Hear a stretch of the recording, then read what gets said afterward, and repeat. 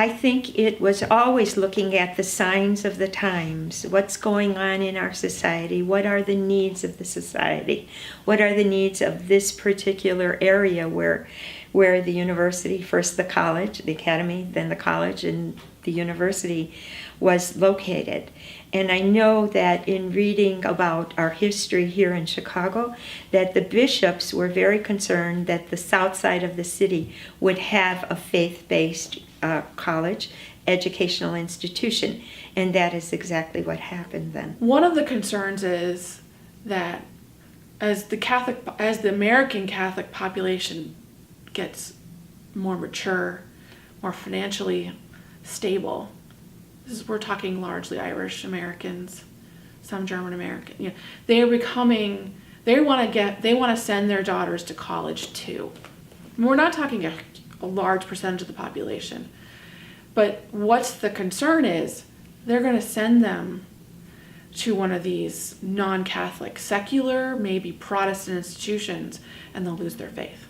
The context for college life, however, changed radically from 1915 to the 1950s. 2 wars.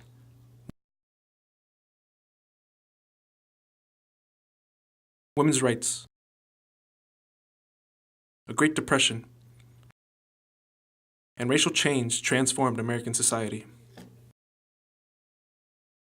Racial change particularly affected St. Xavier College, which moved to 103rd and Central Park in 1956, partly as a consequence of changing demographics and partly due to a need for new facilities. Yet the Sisters' mission remained unchanged.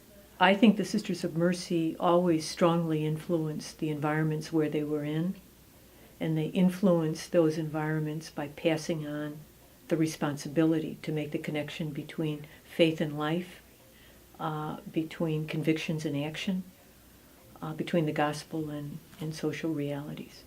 By opening some church ministries to the laity, the Second Vatican Council, convened in 1960, also profoundly changed the college.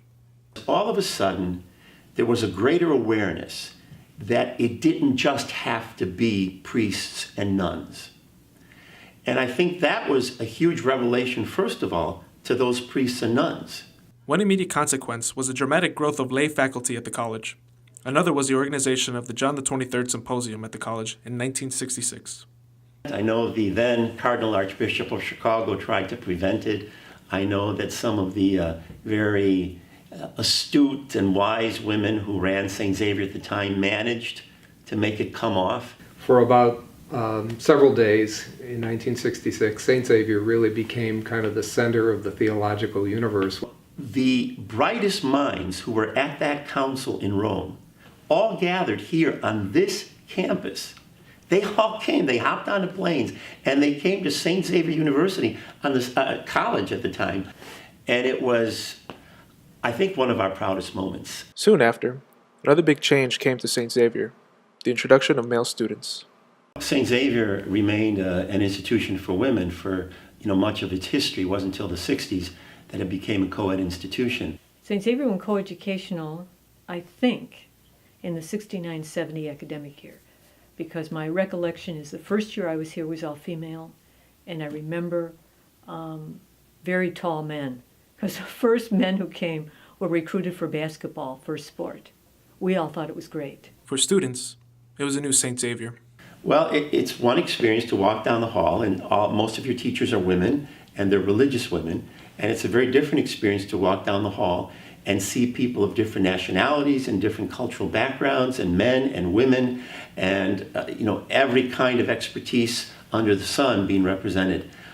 So I think that was a good thing. By the 1980s, St. Xavier College was at the cusp of becoming a university.